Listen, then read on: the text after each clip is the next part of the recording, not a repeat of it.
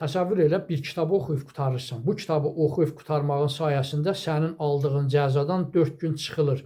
Bəli, bu zarafat deyil. Dünyada elə bir ölkə var ki, bu sistem həmin ölkənin həbsxanalarında deməli həyata keçirilir. Bu ölkə Braziliyadır. Braziliyada əgər bir məhbus bir kitabı oxuyub başa çıxarsa, il ərzində onun aldığı cəzadan 4 gün çıxılır. Bir il ərzində bir məhbusun 12 kitab oxuması normal hesab olunur. Əgər 12 kitabı oxuyub bir il ərzində başa çıxarsa, bu il ərzində 48 gün deməkdir. Yəni məhbusun aldığı cəzadan il ərzində 48 gün çıxılır. Amma bu elə belə deyil. Məhbus oxuduğu kitablar haqqında ayrı-ayrılıqda yazılı məlumat verməlidir və orada ayrılmış xüsusi komissiya həmin məlumatları yoxlamalıdır. Məhbus sorğu-sual olunur. Həqiqətən də onun verdiyi məlumat qəbul olunursa, onun azadlığından bir neçə gün azaldılır.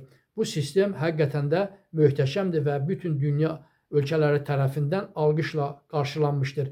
Burada məqsəd kitabı oxu, azadlığa çıx demək deyil. Sadəcə burada insanları dəyişməkdir və bu bir məktəbdir. Belə videolar maraqlıdırsa kanalıma abunə olun.